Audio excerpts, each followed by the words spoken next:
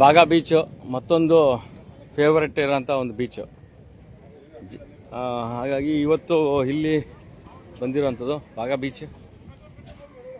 ಇದೊಂದು ದೇವಸ್ಥಾನ ಕೂಡ ಇದೆ,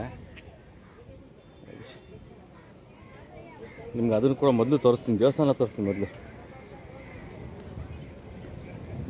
ಬಾಗಾ ಬೀಚಿಗೆ ಬಂದ್ವಿ, ತಾವೇನು ನೋಡ್ತಾ ಇದ್ದೀರಾ, ಇಲ್ಲೊಂದು ದೇವಸ್ಥಾನ ಇದೆ.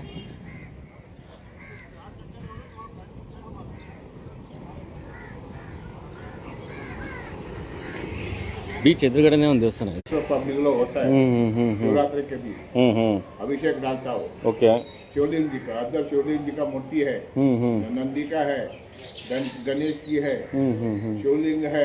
कर्नाटक को आका हो तुम्हें? कर्नाटक हम लोग जाते हैं गदक, इधर अन्नावर। ओके, मैसूर को? अन्नावर जाता है।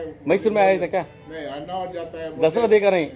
अन्नावर जाता है, मुर्डेश्वर को जाता है, और उधर ಹಾಗಾಗಿ ಈ ಒಂದು ಶಿವಾಲಯ ಬಹಳ ವಿಶೇಷವಾಗಿರುವಂಥದ್ದು. ಯಾಕೆಂದ್ರೆ ಟೈಮ್ ಆಗಿಬಿಟ್ಟಿದೆ ಆಲ್ರೆಡಿ, ಈಗ ಟೈಮ್ ದೇರ ಚಿಕ್ಕವೇ ಅಭಿ ಜಾನ ಆಮೆ.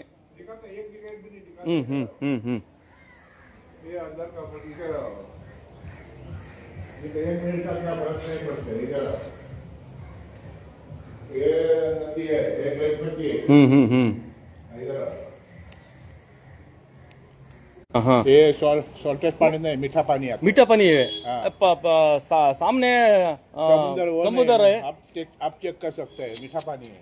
ಓಕೆ ಓಕೆ ಓಕೆ, ನೋಡಿ ಇದು ಸಿಹಿ ನೀರು, ಪಕ್ಕದಲ್ಲಿ ಸಮುದ್ರ ಇರೋದು. ನೋಡಿ ಇದೇ ಸಮುದ್ರ, ನೋಡಿ ಇದೇ ಸಮುದ್ರ, ನೋಡಿ ಇದು ಸಮುದ್ರ, ಇದು ಪಕ್ಕದಲ್ಲಿ. ಇಲ್ಲಿ ಸಿಹಿ ನೀರು ಬಾವಿ ಇದೆ, ಅಂದ್ರೆ ಕೊಳ, ಶಿವಲಿಂಗನ ಕೊಳ ಇರೋದು. ನೋಡಿ ಇದು ಅಂದ್ರೆ ಚಮಕ್ತಾರ ಅಂದ್ರೆ ಇದು. ಹಾಗಾಗಿ ಇದನ್ನ ಧಾರ್ಮಿಕ ನಂಬಿಕೆ ಅಂತ ಕೂಡ ಹೇಳ್ತೀವಿ ನಾವು ನೋಡ್ಬೇಕಾದಂತ ಧಾರ್ಮಿಕ ಇತಿಹಾಸ, ಹಾಗೇನೆ ಧಾರ್ಮಿಕ ಒಂದು ಏನು ಹೇಳ್ತಾರೆ, ಅದನ್ನ ಏನು ಹೇಳಬೇಕು ಅಂತಾನೆ ಅಷ್ಟು ವಿಚಲಿತ ಆಗ್ತಾ ಇದೆ ಮನಸ್ಸು ನಿಜರು. ನೋಡಿ ಪಕ್ಕದಲ್ಲಿ ಇರೋವಂಥದ್ದು ಸಮುದ್ರ, ಇಲ್ಲಿ ಸಿಹಿ ನೀರಿನ ಕೊಳ, ಅಂದರೆ ಎಷ್ಟು ವಿಶೇಷವಾಗಿರುವಂಥ ಧಾರ್ಮಿಕ ಶಕ್ತಿ ಇದೆ ಅಂತ ನಾವು ನೋಡ್ಬೋದು ಇಲ್ಲಿ. ಹಾಗಾಗಿ ಸರ್ ಚಲಂಗೆ ಸಾಬ್ ನೋಡಿ, ಇದು ವಿಶೇಷವಾಗಿ ಇಲ್ಲುವಂಥದ್ದು.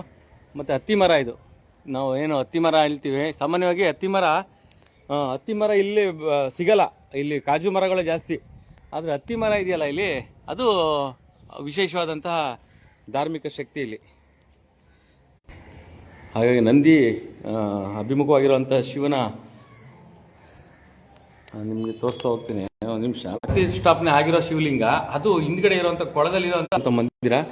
ನಿಜಲು ಬಹಳ ಇದನ್ನ ಇಲ್ಲೆಲ್ಲ ಕೂಡ ನಾನು ಕರ್ಕೊಂಡು ಬರ್ತೀನಿ ನಮ್ಮ ಅಲಿಯನ್ಸ್ ಸ್ನೇಹಿತರನ್ನ. ಥ್ಯಾಂಕ್ ಯು ಭಯ್ಯ. ಅವರು तुम्हें कर्नाटक में आए तो मैसूर विजिट करो, बहुत अच्छा है मैसूर. मैसूर